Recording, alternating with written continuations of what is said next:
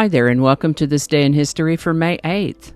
May 8th is the 128th day of the year in the Gregorian calendar, 129th in leap years, with 237 days remaining to the end of the year. Today's word is magnanimous. Magnanimous is an adjective that means showing or suggesting a lofty and courageous spirit, or showing or suggesting nobility of feeling and generosity of mind. Example uses could include references to a benefactor's magnanimous gift or a boss's magnanimous gesture. The word magnanimous comes to us from Latin word parts that mean great spirit. Magnanimous. First known use of the word magnanimous is 1547. Magnanimous.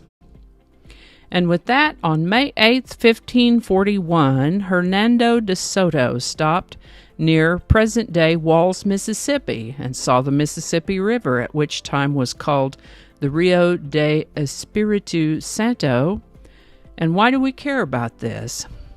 Señor de Soto led the first European expedition deep into the territory of modern-day United States, through present-day Florida, Georgia, Alabama, Mississippi, and possibly even on into Arkansas, and was the first European documented as having crossed the Mississippi River. Now, back during the reign of King Louis XVI of France, there was a statesman named Charles Alexandre de Calonne, the Count of Hannonville. France was in ever-deepening financial trouble with debts they couldn't pay and a king's court to support, and Calonne had proposed some plans and ideas to increase revenue, which generally consisted of increasing some taxes and replacing others and doing away with exemptions for privileged classes. This would have been one of the most comprehensive attempts at reform during Louis XVI's reign. Unfortunately, the aforementioned privileged classes didn't like any bit of it. Protests erupted against Calonne. He's busy trying to keep France from going flat broke, but nobody likes his methods. He was blamed for the problems he was trying to solve, and he was dismissed, fired, and exiled. The guy King Louis XVI hired to replace Calonne didn't like Calonne in the first place and presented some ideas of his own, but nobody liked those ideas either. And since the parliaments were kicking up most of the fuss against these new proposed financial measures, on May 8, 1788, King Louis XVI attempted to impose those financial reforms by abolishing the parliaments. Things didn't go well for King Louis XVI from there. Ultimately, the monarchy would be abolished 4 years later in 1792, and King Louis XVI and his queen, Marie Antoinette, would be executed the January after that. Yikes. On May 8, 1980, the World Health Organization confirmed the eradication of smallpox, and not a moment too soon. Smallpox was really bad. It historically came in outbreaks and had about a 30% fatality rate. In 18th century Europe, an estimated 400,000 people a year would die from smallpox, and about a third of the survivors would end up blind. So it's good that they got that one knocked out. Let me pause for a moment here before we go on to the song of the day to say that I'll include a link to a previous episode for May 8th in case you'd like to see what else we might have mentioned before.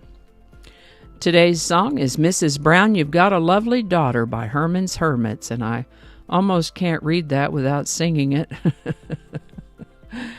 It was written by Trevor Peacock and was originally sung by an actor named Tom Courtenay in a British TV play called The Lads in 1963.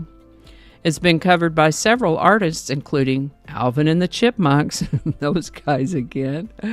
And Mrs. Brown, You've Got a Lovely Daughter was well known among British bands in the early 1960s and often played at birthday parties, substituting the last name of the girl whose birthday was being celebrated, such as Mrs. Smith or Mrs. Jones, instead of Mrs. Brown.